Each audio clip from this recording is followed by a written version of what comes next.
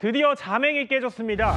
한동훈 전 국민의힘 대표가 2달간의 침묵을 끝내고 홍대에서 북콘서트를 열었습니다. 박용찬 국민의힘 당협위원장, 강성필 민주당 부대변인, 그리고 이남희 기자와 함께 이야기 나눠보겠습니다. 자, 이 기자, 우선 장소랑 메시지 굉장히 좀 뚜렷한 것 같습니다. 장소부터 굉장히 좀 상징적인데 대학생들이 많은 거리 홍대를 택했어요. 내일 일정도 좀 상징적인 것 같고요. 맞아요. 한동훈 전 대표의 책 북콘서트 오늘 오후 3시에 서울 홍대 인근의 한 공간에서 열렸습니다. 수많은 사람들이 찾아왔다고 하는데 예. 일단은 그 친한계 의원들 뭐 14명을 비롯해서 뭐 진종호 의원이라든지 이제 여러 의원들이 왔고요. 또 뭐 한동훈 응원합니다 이런 팻말을 든 여러 지지자들도 줄을 서서 한동훈 전 대표도 환영했다 이런 얘기를 들을 수가 있었고요. 네. 보면은 왜 홍대인가도 궁금한데 뭔가 2030 세대랑 접점을 좀 찾으려고 했던 것 같아요. 내일도 보면은요 한동훈 전 대표가 2025 대학생 시국 포럼 첫 강연자로 나섭니다. 이 시국 포럼이라는 것이 뭐 고려대, 서강대, 연세대 8개 대학 총 학생회 연합회에서 하는 강연회라고 해요. 거기에 첫 강연자로 나서는데 한동훈 전 대표가 어떤 정치 복귀를 하면서 2030 세대를 겨냥해서 어떤 미래 세대에 대한 메시지를 주려고 한 게 아니냐 이런 해석이 나오고 있습니다. 그러니까 지금 저 영상에 조금 전에 열린 맞아요. 콘서트 영상이에요. 네. 현장 분위기 좀 어떻대요? 지금 보면은 지금 대담이 진행이 되고 있는데 굉장히 또 열렬하게 환영하는 분위기. 다만 이제 공간이 2030 세대에도 있지만 보면 이제 한동훈 전 대표를 지지하는 중장년층 지지자들도 꽤 많은 자리를 차지하고 있었다고 합니다. 뭐라고 첫 인사를 했을까 궁금했는데 첫 마디가 여러분 저를 지키려 하지 마세요. 제가 여러분들을 지키겠습니다. 그렇게 하면서 헤어졌는데 그 이후로 여러분들 처음 만납니다. 하면서 첫 마디를 던졌고요. 왜 글을 쓰게 됐는지, 책을 쓰게 됐는지 본인이 그 쓰게 된 배경을 밝혔습니다. 이어서 이 얘기를 하더라고요. 87 헌법이라는 것이 훌륭했지만 이재명 대표가 이 87 체제 헌법을 지켰냐, 29번 탄핵을 시도한 거 아니냐 이렇게 비판하면서 이재명 대표 겨냥한 메시지가 꽤 앞부분에 나왔어요. 그러면서 좀 개헌 필요성에 대해서 얘기하는 것으로 지금 토크 콘서트, 그러니까 북콘서트가 진행되고 있습니다. 지금도 진행 중이군요. 그러니까 본격적으로 대권 행보의 기지개를 펴고 있는 건데 친한계 의원도 한 15명 정도 참석한 것으로 알려졌어요. 근데 최근에 박용찬 위원장, 친한계 단체 대화방을 나갔었던 김상욱 의원도 모습을 드러냈다 이런 얘기가 있어요. 그렇죠. 오늘 그 김상욱 의원의 참석이 상당히 주목을 끌지 않았습니까? 아시는 것처럼 지난 24일 김상욱 의원이 친한계 단톡방 시작 2에서 쫓겨나듯이 나오지 않았습니까? 그 이유는 이제 김상욱 의원이 광주 금남로를 찾아서 탄핵 반대 집회를 하는 그러한 상황에 대해서 대신 사과하겠다라고 입장을 밝혀서 친한계 몇몇 의원들과 갈등 내지는 충돌을 빚지 않았습니까? 그런데 오늘 제가 얘기를 들어보니까 축하하는 의미에서 오늘 북콘서트를 찾았고 그리고 김상욱 의원과 한동훈 두 사람의 관계는 그다지 문제가 없다. 따라서 크나큰 정치적 의미는 없지만 김상욱 의원이 다시 친한계에 합류할 가능성도 배제할 수 없다. 그렇게 분석되고 있습니다. 네, 자 이렇게 한 전 대표가 수면 위로 올라오면서요. 여권에서는 다양한 견제구가 날아오고 있습니다. 그제 박근혜 전 대통령이 여당 지도부를 만난 자리에서 한 전 대표를 저격했냐 아니냐 이걸 두고 후폭풍이 계속 일고 있는데요. 친한계에서는 이걸 조금 다른 해석으로 보고 있습니다. 워딩을 잘 보니까 일단 지칭한 게 아니고요. 본인이 돌아봤을 때 이런 표현을 좀 한 걸로 알고 있어요. 정확히 얘기하면 돌이켜 본 건데. 그러면 본인의 말씀을 하셨다고 보는 게 더 맞지 않을까요? 만에 하나 좀 서운한 마음이나 좀 왜 저랬을까 하는 좀 실망감을 가지고 계신다 하더라도 그거를 표하실 리가 없다. 자, 그러니까 친한계 정성국 의원 말입니다. 박용찬 위원장. 그러니까 돌이켜 보건데, 그러니까 한 전 대표를 겨냥해서 박 전 대통령이 한 말이 아니라 본인의 이야기. 그러니까 뭐 10년 전에 김무성, 유승민 투톱 지도부를 다시 회고해서 꺼낸 얘기다 이렇게 보는 것 같아요. 그렇죠. 제가 뭐 한마디로 말씀드리자면 이제 꿈보다 해몽이다. 박근혜 대통령이 별 큰 뜻 없이 던진 말에 대해서 친윤계와 친한계가 완전히 다른 해석을 하고 있다. 그렇게 볼 수 있지 않겠습니까? 근데 이렇게 해석이 다른 이유는 7년 전의 상황과 지금 상황이 너무나 비슷하다. 오버랩 되고 있기 때문에 지금 다른 해몽이 나오고 있다. 그렇게 보고 있고요. 그러니까 친한계 입장에선 김무성과 유승민을 겨냥한 발언이다. 또 친윤계에선 아니다. 지금 한동훈 전 대표를 겨냥한 중위법적인 발언이다. 네. 이렇게 각자 생각하고 싶은 대로 해몽을 하는 그런 상황이라고 보겠습니다. 그러니까 친윤계와 친한계가 박 전 대통령의 의중을 두고 각자 다른 해석을 하고 있는 거다 이런 설명이신 건데 강성필 부대변인은 야권에서는 이 발언 좀 어떻게 해석하세요?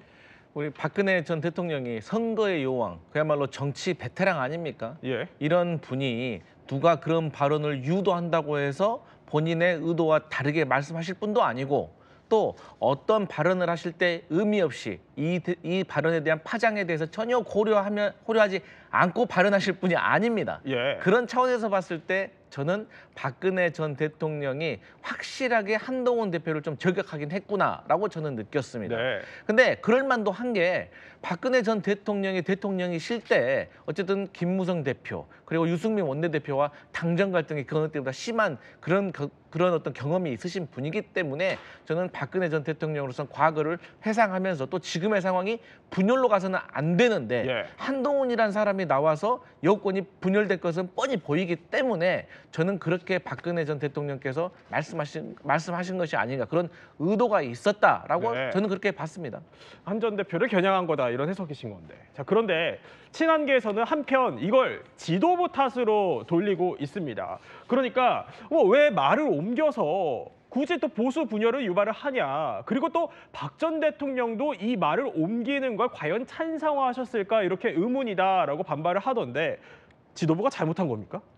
지금 과도한 지금 말싸움을 하고 있는 게 아닌가 하는 생각이 들어요. 어제 그 신동욱 대변인이 박근혜 대통령의 말씀을 전달할 때 예. 한동훈의 한자도 얘기하지 않았습니다.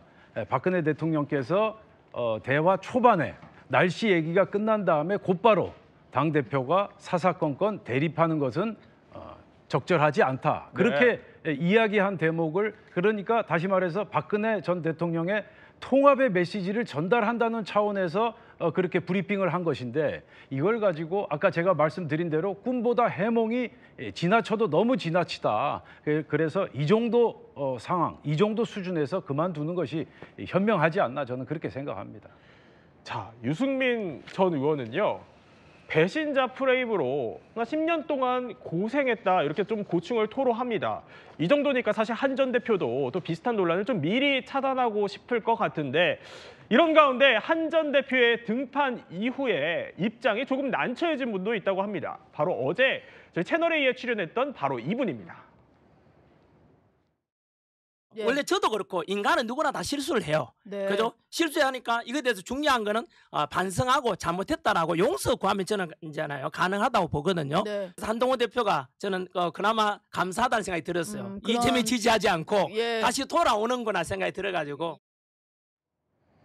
자, 박용찬 위원장. 예. 방송 다시 들어봐도 분명 고맙다고 했어요. 근데 이게 가짜 뉴스라고 뒤집었다면서요?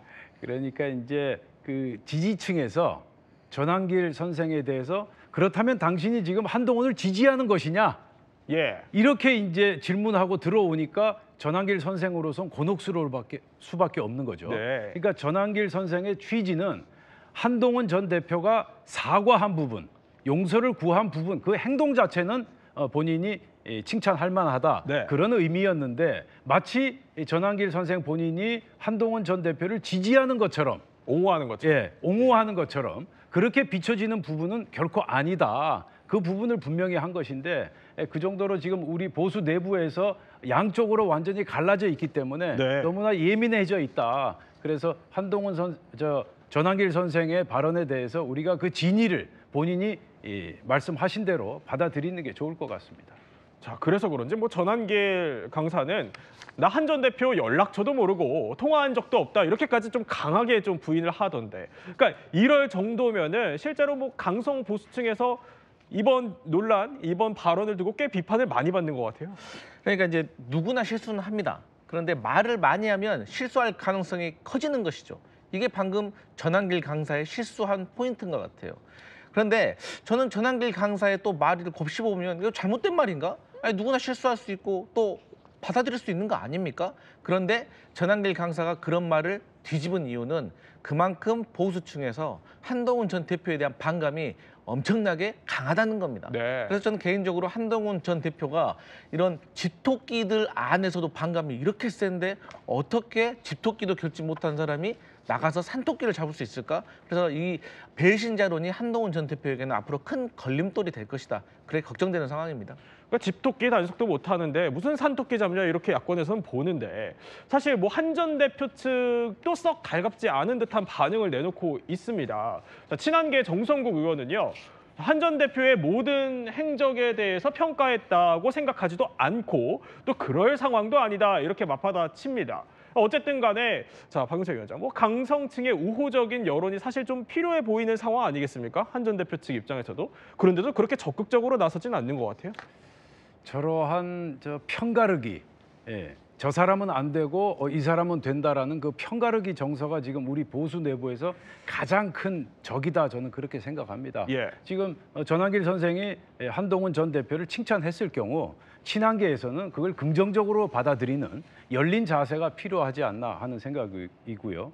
지금 이제 강성필 대변인께서 말씀하신 대로 지금 한동훈 전 대표의 가장 큰 아킬레스건은 지금 배신자 프레임, 네. 배신자 주홍글씨에서 하루빨리 벗어나는 길. 그게 가장 시급한 과제인데 한동훈 대표는 물론이고 친한계에서 좀 전향적인 자세, 열린 자세를 좀 취할 필요가 있다. 저는 그렇게 생각하고 있습니다.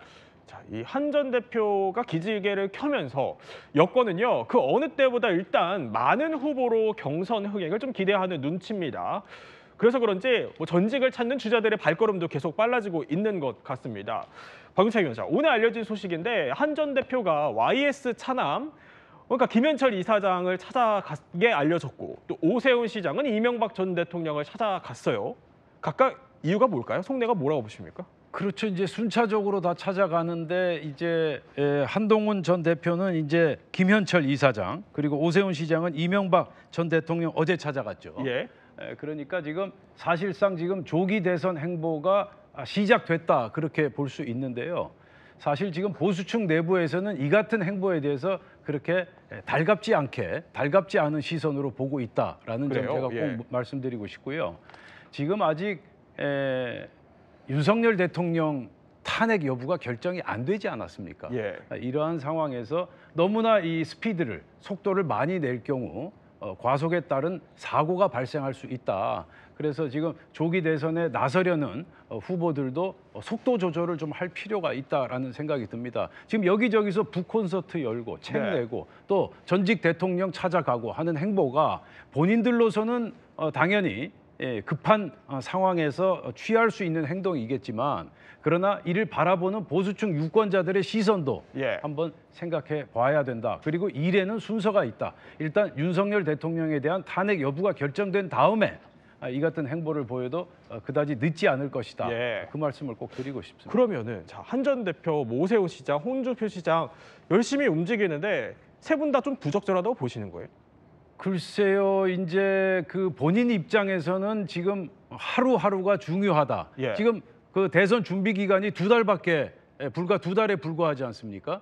그래서 시간이 없다라고 생각할 수 있는데 그러나 두 달도 짧다면 짧지만 길다면 길다 그렇게 볼 수 있기 때문에 지금 너무 과속을 하게 되면 결국 사고로 이어질 수 있다. 따라서 속도 조절을 할 필요가 있다라는 말씀을 다시 한번 강조드리고 싶습니다. 그러니까 세 분 다 과속을 하시는 거다.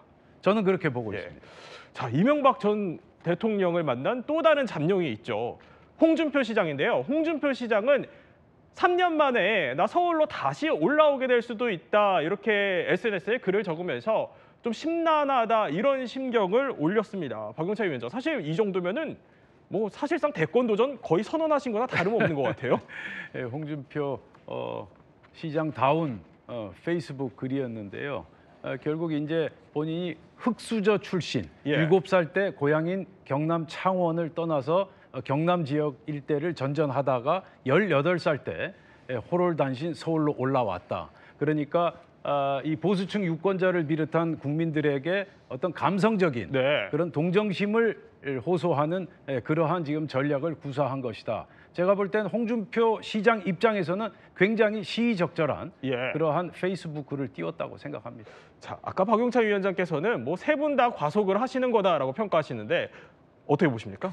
사실 이제 사실상 2달이라고 하지만 경선은 1달입니다. 예. 경선에 통과를 해야 대선 본선을 가기 때문에 세 분 다 1달이라는 시간밖에 없는 거기 때문에 조급한 마음은 이해합니다. 예. 하지만 저는 현역 공직자, 그러니까 현역 서울시장과 현역 대구시장이 그래도 이제 아직 윤석열 대통령 파면이 결정나지도 않았는데 이렇게 다급하게 움직이는 것은 네. 저는 그래도 조금 부적절하게 보인다라고 생각을 하고, 근데 또 그럴 만한도 한 게 특히나 홍준표 시장 같은 경우는 이 김문수 장관이라는 분이 갑자기 혜성처럼 뭘 딱히 하지도 않았는데 네. 이 보수 지지층의 어떤 지지를 받게 되니까 다급한 마음은 있을 것 같습니다. 하지만 그래도 다시 말씀드리지만 본인은 현재 대구시장이라는 것을 좀 아셔야 된다, 이런 말씀 드리겠습니다. 저는 왜 그 대통령을 찾아갔느냐를 말하고 네. 싶어요. 한동훈 대표는 그러니까 혁신적인 개혁 메시지를 주고 싶었던 것 같아요.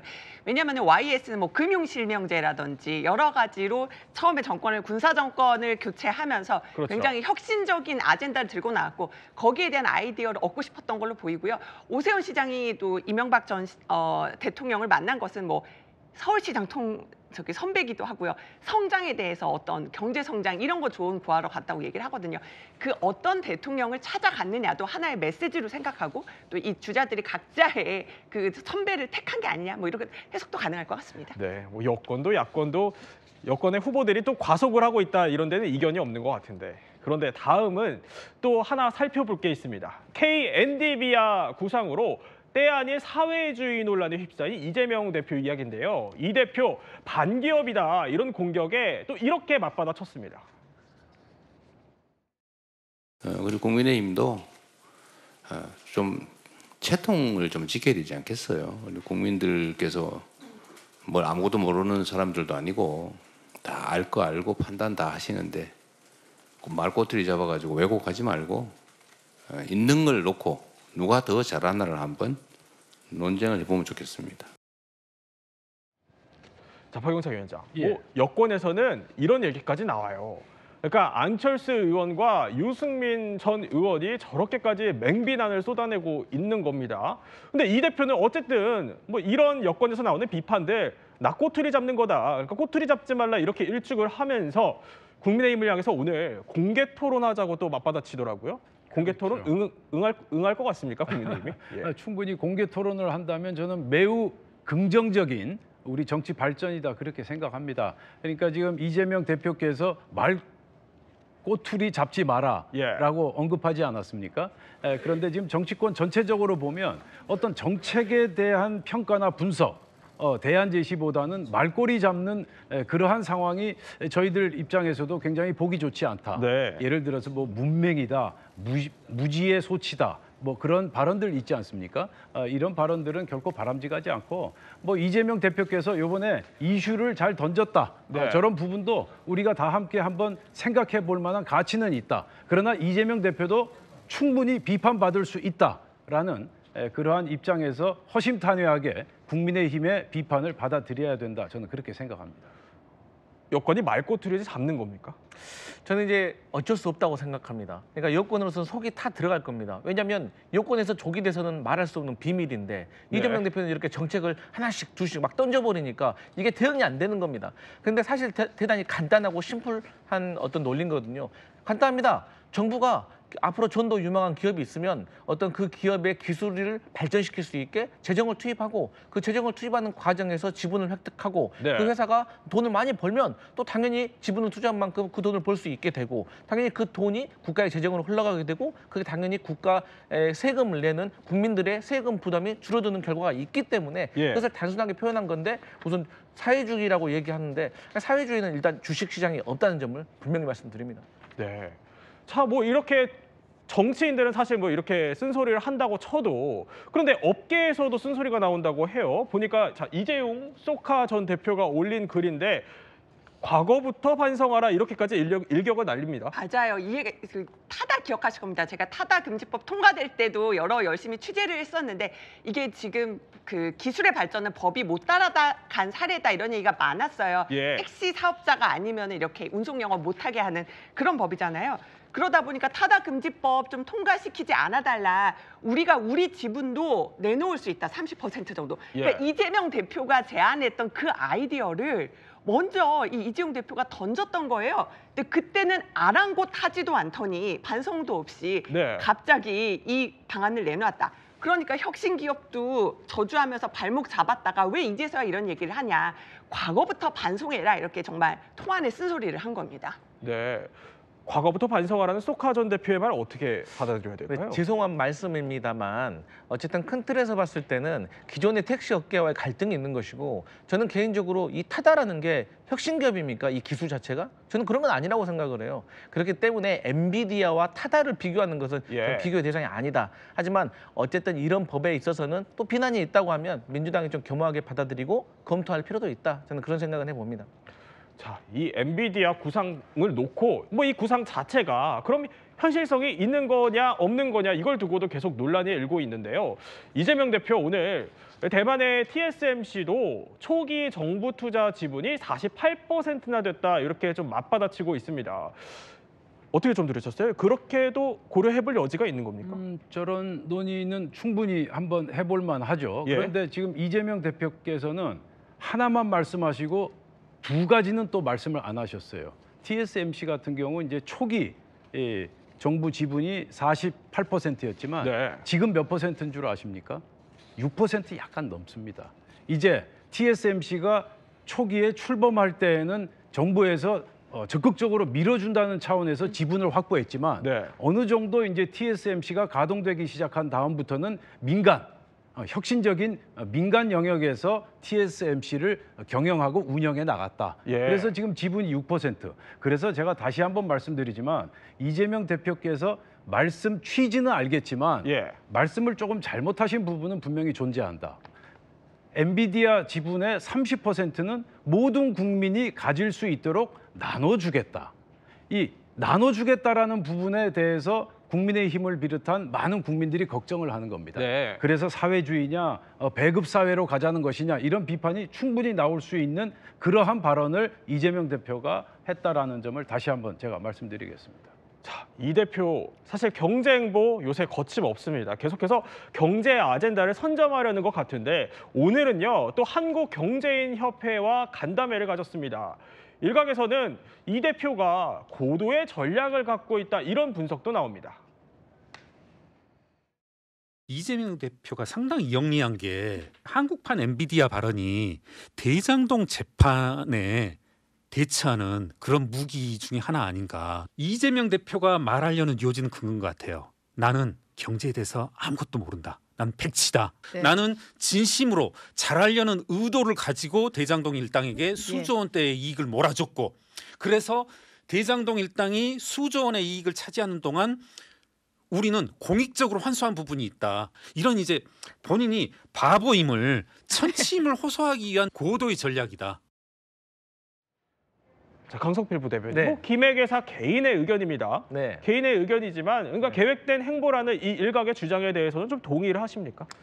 저는 사실 김경률 회계사의 말이 무슨 말인지 잘 모르겠어요. 예. 그러니까 뭐 대장동에 대한 거하고 그걸 모르는 척하는 거하고 지금 엔비디아하고 저는 무슨 상관관계가 있는지 잘 모르겠고 네. 그냥 쉽게 풀어서 말씀드리면 지금 국민연금 같은 경우도 어쨌든 국민들이 낸 돈을 가지고 네. 자산 운영을 통해 가지고 국내외 회사에 투자를 하고 거기서 흑자를 내게 되면 그 돈 가지고 소득 대체율이 올라가고 보험료율이 내려가고 이런 효과가 있는 거 아니겠습니까? 마찬가지로 다시 말씀드리지만 유망한 기업이 있다면 그 기술의 어떤 그 기업이 기술을 개발하는데 국가가 재정을 투입하고 거기서 네. 지분을 획득하고 거기에 대해서 흑자가 생기면 또 이것을 재정에 투입하는 그런 거기 때문에 과거에 뭐 포스코라든지 한전이라든지 다 국민주의 있었잖아요. 네. 그래서 다시 국민께 돌려줬던 것이 있기 때문에 저는 김경률 회계사가 회계사시니까 저는 좀 더 쉽게 이해하실 거라 생각합니다. 근데 일각에서 이런 지적이 있을 수도 있을 것 같아요. 어쨌든 뭐 논란은 계속되고 있지만 경제 아젠다, AI 아젠다 그래도 민주당 이재명 대표가 더 선점하고 있는 거 아니냐 이런 비판이 나올 수도 있을 것 같은데. 그건 저희들도 인정합니다. 지금 이제 이재명 대표는 조기 대선을 아무런 제약 없이 준비할 수 있는 아주 자유로운 상황 아닙니까? 그래서 저렇게 정책적 어젠다를 던지는 것이고 저희들 입장에선 어찌 보면 그러한 측면에서는 부러운 측면이 있고요. 정책적 어젠다를 던지는 부분에 대해서는 저희들도 충분히 받아들일 용의가 있다. 그런데 이제 다시 한번 말씀드리지만 이재명 대표가 30% 지분을 국민들에게 모두 가질 수 있도록 나눠주겠다. 이 부분에 대해서는 이재명 대표가 좀 더 명명백백하게 해명을 하셔야 된다. 저는 그렇게 생각하고 있습니다. 네. 30% 지분이면요. 어마어마한 겁니다. 아마 엔비디아 측에서 이 얘기를 들었다면 아마 경악을 금치 못했을 겁니다. 지금 삼성 이재용 회장 같은 경우도 네. 삼성전자 지분의 몇 퍼센트 가지고 있는 줄 아십니까? 1.63%밖에 안 가지고 있습니다. 그리고 삼성물산의 경우에는 18.13%에 불과합니다. 그러니까 국민이 30% 지분을 갖게 하겠다. 이거는 국가가, 정부가 강제로 할당해서 국민에게 지분을 나눠주겠다. 이게 사회주의, 공산주의 비판을 받는 바로 그 포인트 지점이다라는 말씀. 따라서 이재명 대표께서 본인이 했던 발언에 대해서 좀 더 구체적으로 해명을 하셔야 된다. 그 말씀을 꼭 드리고 싶습니다. 한편 비명계는요, 또 움직임을 하나 살펴봐야 되는데 이 대표를 개헌을 기치로 포위를 하고 있습니다. 오늘 김두관 전 의원은 개헌 약속하고 임기 2년 정도는 좀 과감히 포기하는 통 큰 정치인이 되길 바란다 이렇게까지 압박을 하던데 사실 말이 좋아 2년 단축이지 대통령이 사실 3년 차쯤 되면은 그래서 좀 가시적인 성과를 내야 하기 시작하는 때거든요. 과거를 보면은 김영삼의 역사 바로 세우기도 그렇고 DJ 남북회담도 그렇고 대부분 3년 차 때 이루어지고 있는 건데 자 그럼 두 분께 짧게 좀 질문을 드리면 이 대표가 2년을 좀 포기를 할 수 있을까요? 어떻게 보십니까? 박은철 위원장. 저는 이재명 대표가 이거 포기해야 된다라고 생각합니다. 포기하는 게 이재명에게 유리하다. 네. 그 말씀을 꼭 드리고 싶고요. 이재명 대표께서 지난 2022년 대선 후보 당시 분명하게 언급했습니다. 4년 중임제 개헌 추진하겠다. 그리고 대통령 임기 1년 단축을 공약으로 제시했어요.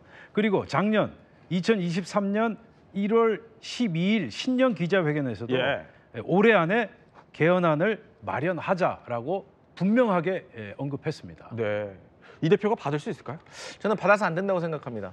왜냐하면 이 임기 단축을 하는 이유는 총선과 대선을 맞추자는 겁니다. 그런데 저는 이 행정 권력과 입법 권력이 한 사람에게 한 정당에게 다 가버리면 견제 장치가 없다고 생각을 하기 때문에 저는 대선 이후에 총선을 통해서 또 누가 대통령이 되든지 국민께 평가하는 기회를 받아야 된다. 저는 그렇게 생각합니다. 네. 또 강성필 부대변인과는 여기서 인사를 나누고 저희가 한 가지 주제 더 살펴보도록 하겠습니다.